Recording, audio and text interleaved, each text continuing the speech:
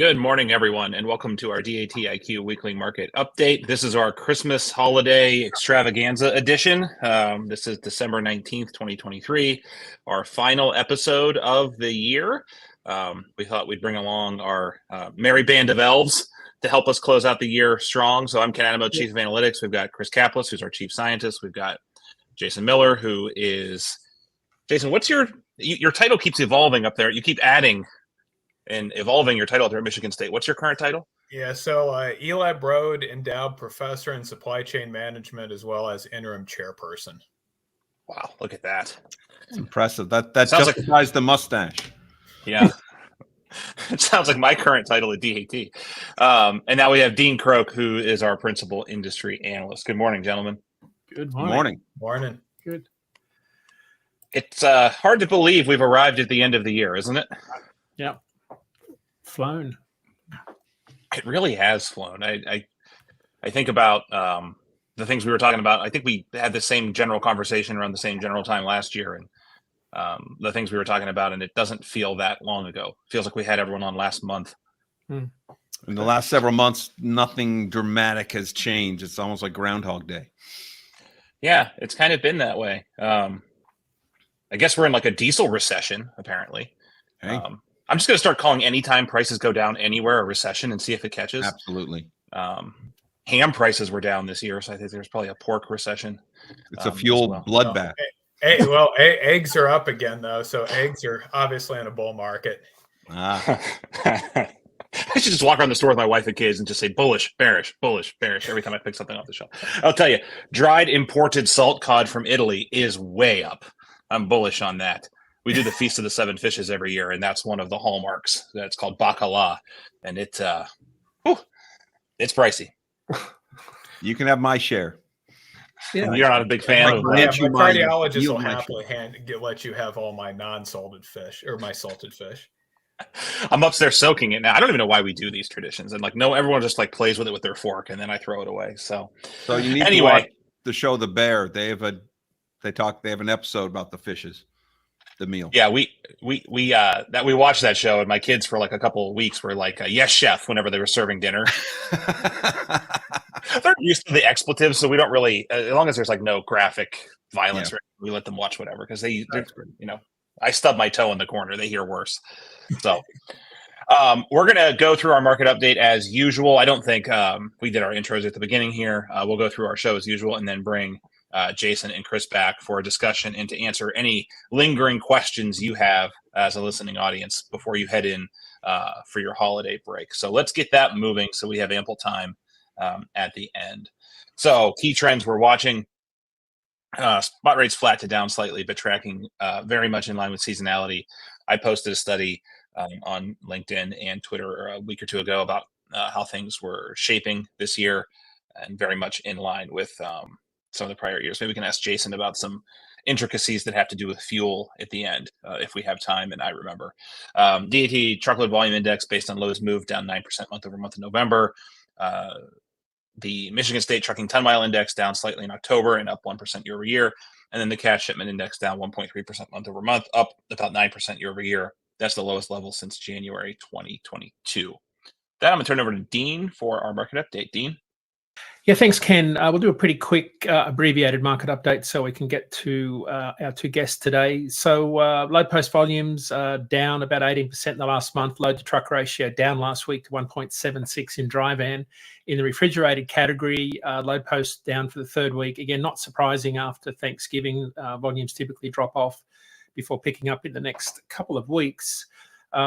Load to truck ratio sitting at 1.95, and in flatbed, load post down in the last couple of weeks following a seasonal trend as the market cools. Load to truck ratio sitting at 5.27. We'll have a look at a couple of markets today, just briefly.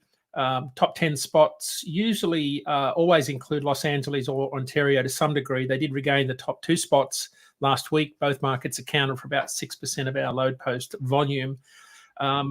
Capacity is going to tighten there next year. It already is starting to tighten in Los Angeles in particular. A lot of small carriers are struggling to meet zero emission standards, the shift to electronic vehicles, recent changes in labour law. And on January 1, all intrastate carriers have to conform to the ELD mandate. So I think as the Drought in the Panama Canal shifts volume to the West Coast, which is already underway. I think we're going to see a very different West Coast market next year. In the refrigerated market, again, we're seeing some significant shift in volume and spot rates as the summer salad bowl becomes the winter salad bowl, moving from Salinas to Yuma, Arizona. Capacity is tightening in the next couple of weeks. In particular, rates can be as much as up 50 cents a mile by the time we get to the end of the season. They're sitting at about $2.09 to $2.40 a mile average on some of the busier lanes out of there. So the Yuma, Arizona market is one to watch there. And in flatbed, we always like to look at the Southeast region. It's a bit of a benchmark region for flatbed carriers. About 65% of new single-family homes are started there. 45% of steel is produced in the Southeast. About a quarter of our flatbed volume comes from the Southeast every week. Still a lot of capacity in the market. Rates are about 5% lower than this time last year, averaging about $2.06 a mile. And wrapping up our market update, year over year, look at spot rates, averaged about $1.65 a mile nationally last week, about 17 cents a mile lower. And as you can see on the chart, almost identical to 2019. In refrigerated, down about a penny per mile last week, sitting at about $1.92. Remember, these are line haul rates excluding fuel. At $1.92, reefer rates are about 20 cents a mile lower than last year and sitting about 2 cents a mile higher than 2019.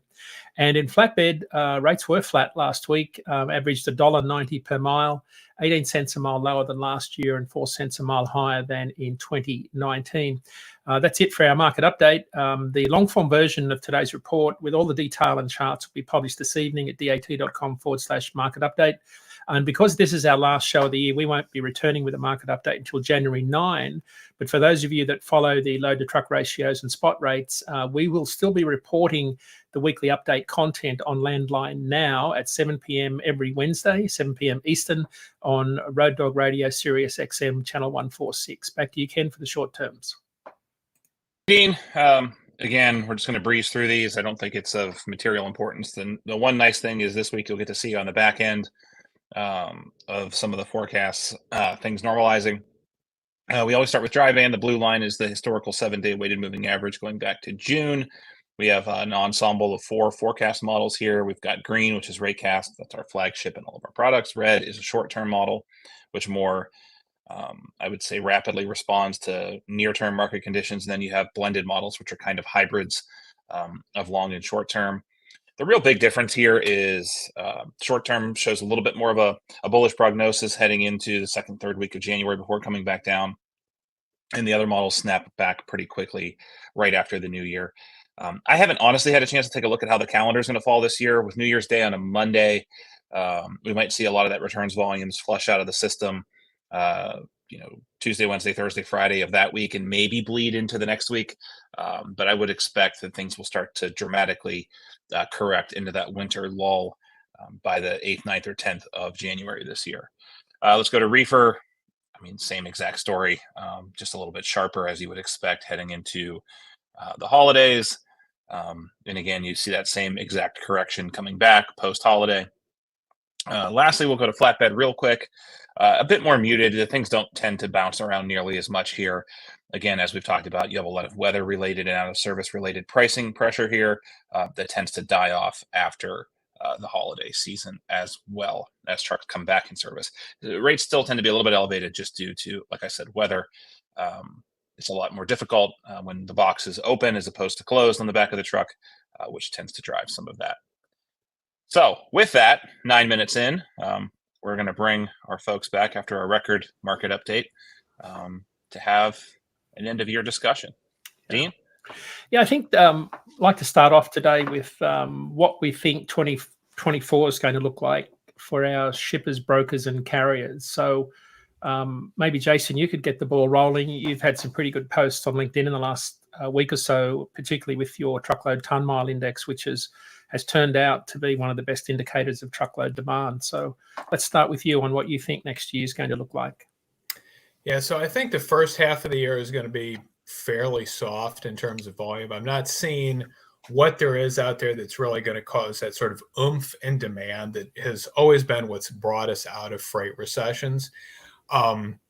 So, probably the most encouraging sign is November's single family housing starts were phenomenally strong. They got no media attention, but November is also kind of the time of the year where things draw down. So a phenomenally strong reading just means it didn't fall as much as usual, for lack of a better term. But I think, if you look at the big industries that generate a lot of demand for trucking, food production is not really increasing right now. Chemical production's flat. Paper production is flatlined, but it's down 10% from early 2022. Wood products, we're not making more of those. We're down 5-6%. Machinery's down 5-6%. And the auto sector, which has been the one industry that's really kind of carried a lot of freight volume in 2023, I'm expecting less production next year because dealer inventories are starting to fill up. So I don't see much in the first half in terms of volumes. The second half, it's really opaque because we don't know when the Federal Reserve will start cutting interest rates. I still think it's going to be June or July. I don't see these March cuts manifesting. But we also don't know how quick there will be a response to that. Historically, the argument has always been it takes almost 9 to 18 months, somewhere in that window, to really see an effect of interest rate cuts. But the market responded so quickly to the increases in 22 and the early part of this year, it's not clear whether we could see a fairly quick rebound in, let's say, capital investment activity. So first half flat, second half really depends on the Federal Reserve's behavior. Okay. Chris? Yeah. So I have a question for Jason, actually. So I'm curious, and then I'll give you my opinion. So there is a switch to EVs. It's slow. It's being funded mainly by government mandate and subsidies and all that kind of stuff, but it is happening. Do you think the EV switch will decrease the amount of truckload needed in the auto industry? I mean, because the amount of moving parts and within an EV versus combustion engine is dramatically fewer. Do you think that's going to have a big impact? Big impact? No, not necessarily. Just because we are talking a little bit less weight. It's, I think, going to be much bigger of an impact on, if we're talking aggregate freight volumes, these are fractional amounts. If we're talking volumes for specific lanes for fabricated metal producers that were making the components, yes, absolutely. Yeah. So I think that it'll be much, not on an aggregate picture, it won't be that much of an effect, but on very sort of lane specific, you could see things. But even then, when you think about it, it's like you look at where EV plants are going in, it's in the same general location as a lot of the fabricated metal plants or the, parts plants for the engines. So I think that impacts a little bit less. And that transition is not happening very quickly. We can already see that with Ford saying, hey, we're not producing as many electric F-150s next year as we thought. Yeah. Yeah. I know the ocean carriers, it's going to have a big impact because it's changing the networks for some of their supply chains. But anyway, back to trucking. I agree with everything Jason is saying. I usually do. And so what I can tell you what the shippers are seeing that I've been talking to, and the big challenge they're doing, everyone's waiting for the shoe to drop, the other shoe. We've been waiting. We're in a holding pattern. It's kind of been like Groundhog Day for the last several months. Fuel going down, fuel going up and going down is the only real thing that's changed here since July. And so do we see that much changing? I can tell you that in the shipper roundtable we just had a week ago or 2 weeks ago, I asked the shippers, we had about 80, 90 different shippers in, and they tend to be the larger shippers. And I asked, what is the volume of phone calls you're getting unsolicited from carriers and brokers? And they said it's still high. And to me, that's the sign to look for, because there's still people looking for freight. The capacity has not all left. I agree with Jason. I don't think supply leaving is going to cause a spur because it can come in so quickly. I think it's the demand, and I am not seeing the demand really peaking up. And so our new rate differential for new rates coming in is still negative single digits. It's been that way for almost 2 years now. It's shocking how that's been. And the gap between contract and spot is still around 28 to 32 cents a mile for dry and reefer long haul. I don't see that closing anytime soon. It's been hovering at that. So I see more of the same for the first 2 quarters, and something's got to happen. Something's got to trigger the event. I don't see us gradually coming out of it. I think it has to be a trigger event that'll cause the market to flip out of this. Are we calling it a freight recession, Ken? Is it fair to call it a freight recession? I don't know what the formal definition is at these days. I mean, again, I think I've made my stance on these terms pretty well established. I don't. I mean, like, Jason is more rooted in the macroeconomics of it. I can't think of another industry that is perpetually cyclical where every 2 to 3 years we must declare a recession. Because that's what you would have done. I mean, every 2 to 3 years for the last 43 years, you would have declared a recession. I mean, so it depends. It's funny. I would say like machinery is the sector, and it's funny because obviously machinery is a big driver of ton mileage demand, right? We go through these booms and busts every couple years with commodity cycles, but yeah, it does seem that we are a much more the great moderation that has affected so many different industries. Before COVID, that certainly is not there for trucking. Probably the smoothest period we had in terms of not having a freight recession was the 1990s, and trucking demand just was going up and up and up and up and up. And then, we've had all these shocks. We had the great offshoring shock starting in about 2000. They caused a 2 to 3 year freight recession. I mean, trucking employment didn't bottom out till middle of 2003. So we had like a 3-year decline almost in trucking employment then. And then you had a steady increase during the housing boom. And then come 2007, trucking employment started to plunge. And then that didn't stop till 2010. Then we had sort of a smooth upward increase. 2014, we had a nice bull market, bear market in 15, 16. But really since then, it's just been these shocks one way or another.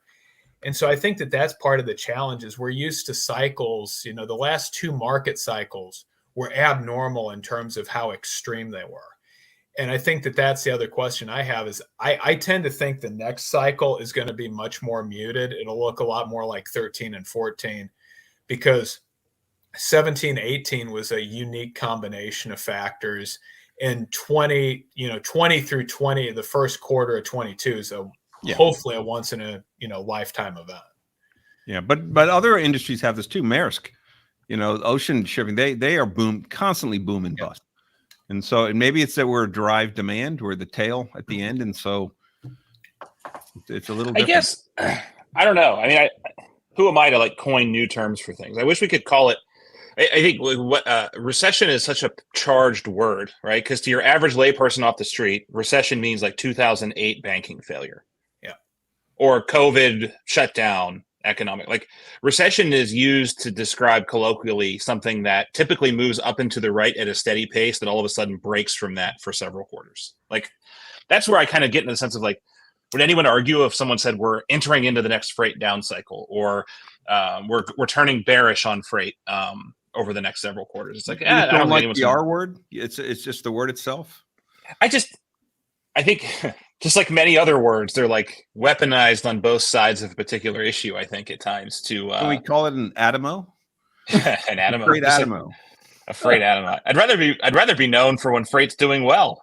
We should call it a freight croak then. Then that's what we. Yeah, well, the Adamo croak cycle. We should publish. I got dibs on the upcycle. I mean, but we call it soft and tight. Yeah. I don't know why we don't call it hard, soft and hard, or loose and tight, but it's there. It happens. It's not going away. And I have the same question you have, Jason. Is it going to be muted? Because the last 3 have constantly gotten bigger, but I agree they had specific triggers. And with more information, I have a disagreement with some other people. For system dynamics, the more information and the faster the response time is, you should have less volatility, in my opinion, not more. Bigger lags, you'd have more volatility. So we'll see how it plays out. So I think there's one little gremlin in the cogs that could cause something that none of us are really thinking about, and that is the capacity that has migrated to private and dedicated fleets that won't be fungible to come back in when the market does turn. And we won't know that for certain until it happens. I mean, I was on a call with one of the largest dedicated fleets in the country yesterday, and they literally they're putting drivers in seats as fast as they could possibly put them in seats. Dollar General, Target, Walmart, all of the fast food chains are putting private and dedicated drivers in seats and have at a crazy clip since COVID started. So the question becomes like, if they maybe leased on with a company that Walmart employed versus now they're making 100 and whatever the advertisement was at the beginning of the recession, was it like was like 170 grand, Dean, $168,000 a year to go drive for Walmart. You're home every night. Right. Yeah.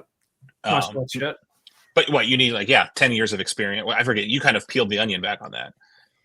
But that driver's not going to come back out for $250 a mile spot rates. But they won't have to, because if demand really goes up, they'll be busy in their dedicated fleet.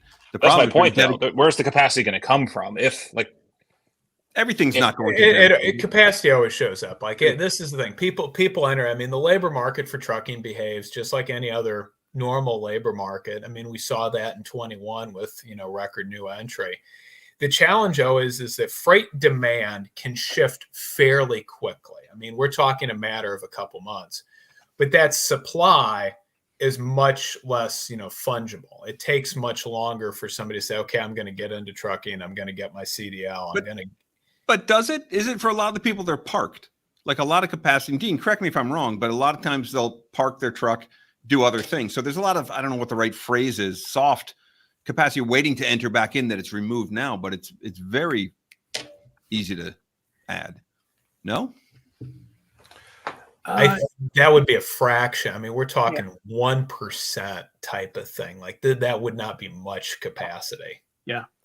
Yeah. In this market, you're either moving or you're, if you own your own truck and trailer, you may be driving for someone else, but I don't know that that's a big number. But the transition point for when capacity would move from leased or power only, leased on power only and dedicated or one-way networks, spot rates would have to be up around $2.20 a mile to make it worthwhile to switch from leased on to be an independent contractor again. So we're a ways away from line haul rates, including fuel, being anywhere near $2.20 a mile to sort of start to stimulate that discussion about, will I move from being leased on back to being an independent contractor? Yeah. And just to be clear, I wasn't saying that the entire capacity pool would go private and dedicated. I just think like small changes, if like 100 or 200 basis points shifted behind the scenes during the pandemic, that could have ramifications in terms of like the peakiness of the next cycle. Yeah. But usually the dedicated fleet is most dangerous in a soft market like this because you don't have enough business for it. So I'm actually surprised it's still growing. I knew it grew gangbusters during the pandemic, and I agree that that's the less fungible capacity because you're usually locked in 1, 2, 3 year contracts that are actually enforceable as opposed to one-way rate contracts. But in the soft market, it's always, that's the challenge, to keep them utilized. I think they're just taking share. I mean, the questions I've been asking and even reading some of the financials, they're just taking share from, I mean, in a world of 99% acceptance on your contract fleet, you're only taking largely a 1% risk, if you think about it that way, to shift it to dedicated. And then probably a little bit more of a risk because you have some CapEx to go private, right? You have to actually buy the trucks or lease them on a long-term lease. But what's the real risk? Well, to keep them utilized, because if the volume that you have, like talking with Coca-Cola a couple of years ago, the challenge when it went down is that they didn't have anything to do with it. So they were using their dedicated to rob their one-way contract lanes. Yeah. So because you're paying for it whether you use it or not, as opposed to the one-way where it's a looser contract. Chris, do you think part of this has got to do with the how dedicated is sort of sticking? Has it got to do with the shift in freight to more final mile? As warehouses have moved closer to urban populations, do you think that's a part of why dedicated's grown and stayed that way? I don't know. I think it really grew in the pandemic because it's a way to any port in a storm, getting capacity for it.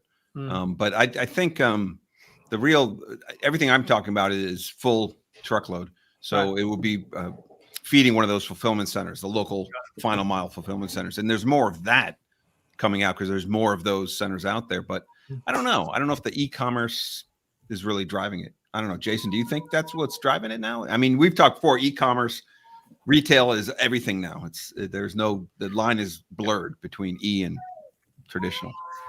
No, I think what it is more than anything was how many shippers felt they got burned in the back half of 20 and all of 21. I mean, when you look at how that producer price index for general freight truckload increased, I mean, there is no historical precedence that we've seen for this. And, I frame it from as an economist, we call it transaction costs, right? Is that your costs of using the market increase tremendously. Because you're paying more, but you're getting worse service. So you say, you know what, I'm just going to do this myself. Yeah. I think, per this conversation, the challenge is all these decisions of saying, okay, I want to go out and, hire dedicated and pay a premium, or I'm going to vertically integrate and expand my private fleet. I mean, Walmart's private fleet is now 25% bigger than it was before COVID. Knew they're moving more freight.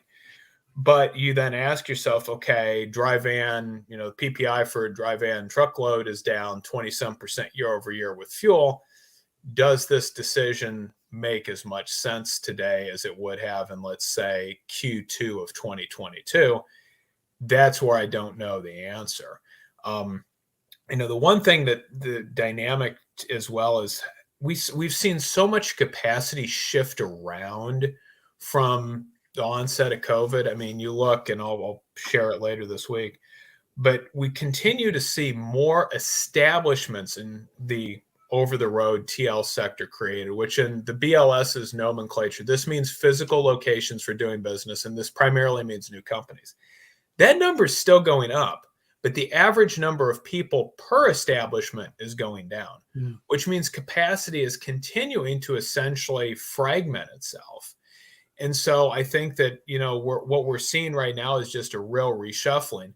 The big carriers that have the capacity are going out to the mega shippers and saying, look, we'll give you dedicated capacity for a price premium, but we can guarantee you high levels of service.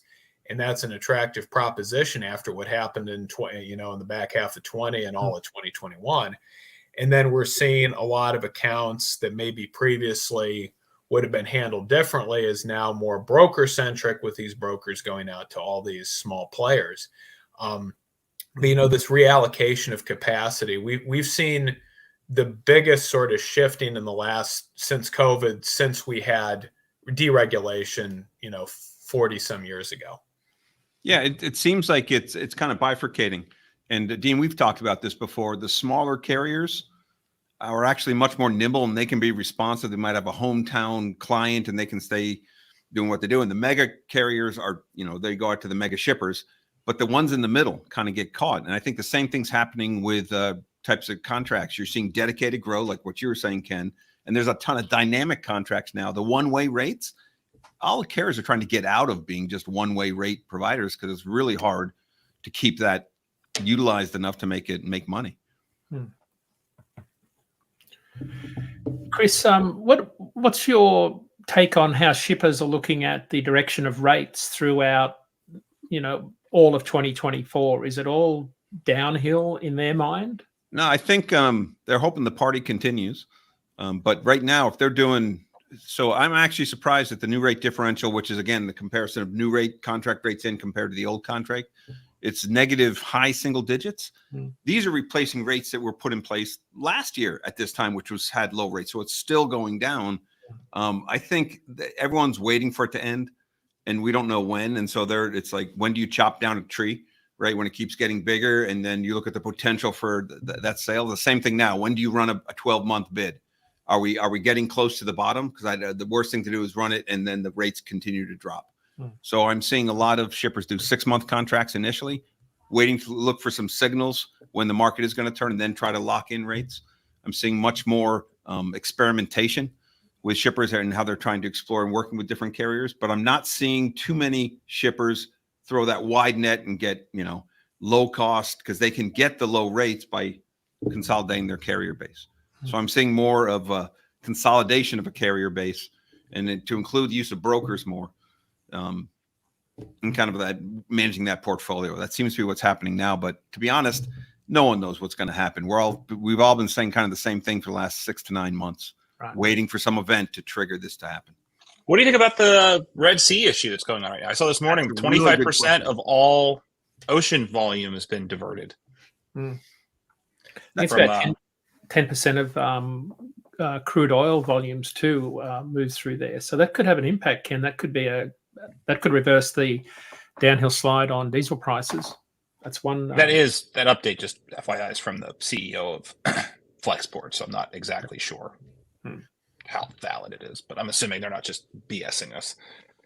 I think the impact will be much more felt in Europe, Yeah, especially the jet fuel and diesel in Europe. So the diesel play certainly matters there because a ton of European diesel now comes from the Middle East versus it used to come from Russia pre-Ukraine invasion.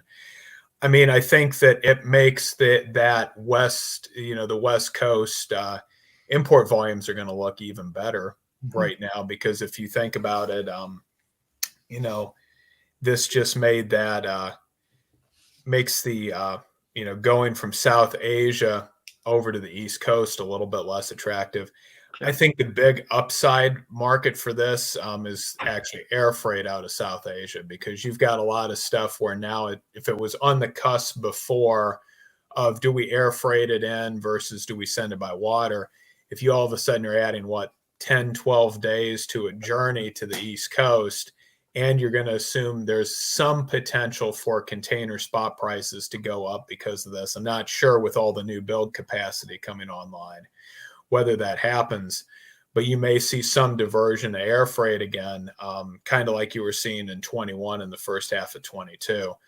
But from a pure, domestic trucking side, other than maybe the West Coast looking a little bit better, I'm not seeing that much. I think this for the Class 1 railroads, especially the, BNSF and UP, this is a good opportunity to get those intermodal loadings back up after absolutely abysmal 2023. The back half, and especially the most recent 2-3 months, has been better.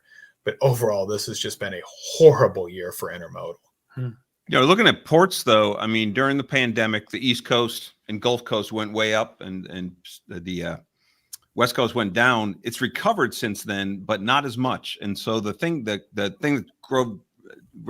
reached out to me was the Gulf Coast has doubled the percent of volume since pre-pandemic. It's around 9 to 10% right now, when it was around 4 to 5% pre-pandemic. So yeah, the East Coast and West Coast kind of settled out, but the Gulf is still, it might stay that way. Houston really is benefiting from this. Yeah, I mean, if that Ever Given ship getting stuck in the canal didn't really disrupt too many things, I can't imagine this is going to have an outsized effect. Especially when if I remember right, that happened when everything was absolutely going crazy with the pandemic, and that still didn't draw too much of a.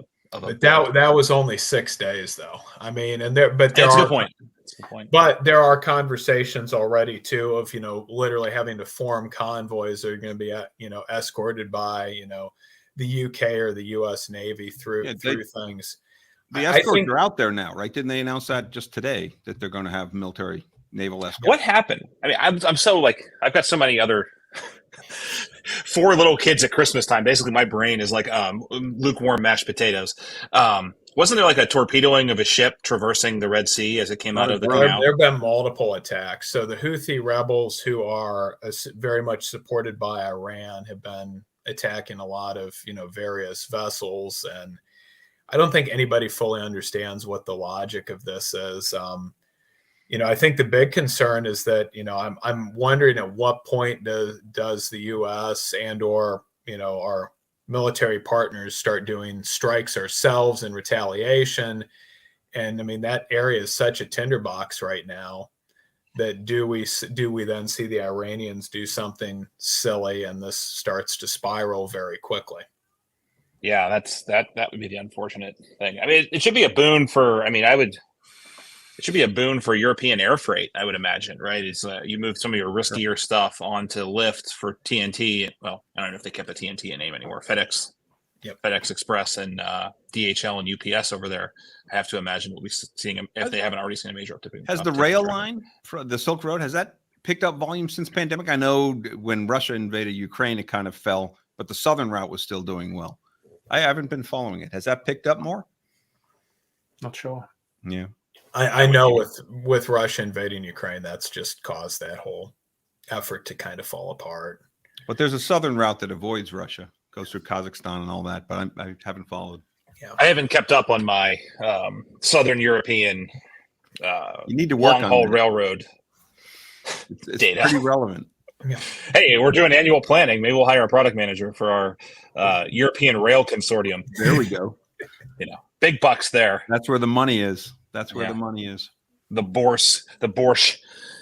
What's that beet soup that they eat over there? Yeah, it's delicious with the sour cream. Oh well, Project Borscht. It's not as good as salted cod, apparently. Yeah. I'm telling you, I love it. I mean, I'm a sucker for these traditions. That's All right. great. I'm going to end it with the most important question of the year. I think of one every year. I'll start with Jason. What's your favorite Christmas cookie or holiday cookie? Ooh, that's a tough one. I think I'm just going to go straight up regular chocolate chip. Ooh, that's controversial in and of That's itself. festive? That's not festive. No, it's not festive, but you said best cookie. I'm gonna go just good old school classic. I'd go with my mom's jelly cookie recipe. Ooh. The best. Either that or snickerdoodles. I'll go with what jelly snickerdoodles. flavor? I'm partial to apricot. Plum. Ooh. Red plum. Dean? Pavlova. It's an Australian tradition. It's like a massive meringue loaded up with cream and berries on top. It's about 3 foot round. That's a big cookie. That's a big cookie. Jeez, man. Mine's maple twists. They're like the most tedious cookie. My mom makes it because no one else will make them, but they're basically like little mini twists with maple icing. They're very, very nice. Nice. All right. Well, we will be back next year. I'm sure we'll be doing a lot of collaboration with Jason. We're going to scoot over here in a few minutes and record the year-end Freightvine podcast with Chris, which will be great. We do have one quick question, which I'll maybe hit real quick, just as I'm in the festive spirit, because this hat is starting to itch. The name is so great, I have to read this. Let's go. From Snorlord, the Metalhead Viking Caveman Trucker. What are your thoughts on a lot of brokers getting away from all the load boards and going to their own web-based platforms or dedicated carriers? The short answer is they're not. We would know more than anyone, and we aren't seeing that happen in any way, shape, or form. Now, they are coming up with their own platforms, right? But the way to think about that is it's a way to more directly tender the freight that they were doing through much more manual means previously. So whether it's JB Hunt 360 or Coyote Go, or you're seeing a lot of mid-market TMSs like McLeod, who we're a great partner with, have a load board. Typically that freight, if you think about a waterfall, is the easier stuff that comes off first. Now, a lot of it comes to our board anyway, because it's pretty effortless to post with us, but we aren't seeing any real erosion. We aren't seeing any erosion actually in freight moving through our network as a result of these. We are seeing, from talking to customers, a lot more effortless movement of freight. But look, that Friday load of loose tires picking up in Plano, Texas, going up to Chicago, that's not going to come off of Hunt 360, I promise you. Yeah. All right, I'm going to go around the room one last time with an ending message if you have one. I'll start with Chris this time. Happy New Year, everyone. Have good holidays, and we'll see you in the new year. And join the podcast that gets released every other Thursday. This last one was with Bill Draggart, talking about Flexport and how technology is changing the brokerage industry. Awesome. Jason? Yeah, I'm just going to echo that. Have a great holiday period, everybody. Be safe. I was going to ask you who Michigan State had in their bowl game, and then I remembered that, this year I've given up on their football. Dean? Happy holidays, everyone. We'll be on Christmas Day on Radio Nemo for our Truckers special. We're always on Christmas morning, Channel 146 Road Dog Radio. Don't miss it. Awesome. I want to echo everything. I wish everyone a really great holiday season, safe holiday season. Happy New Year. We're looking forward to spending more time and having some new topics with y'all in 2024. And I'd be remiss if I didn't thank you all for putting up with us every Tuesday morning for the entirety of 2023. And with that, we're going to sign off for this year, and we will see you next. Bye, everyone. Bye-bye. Bye, everyone.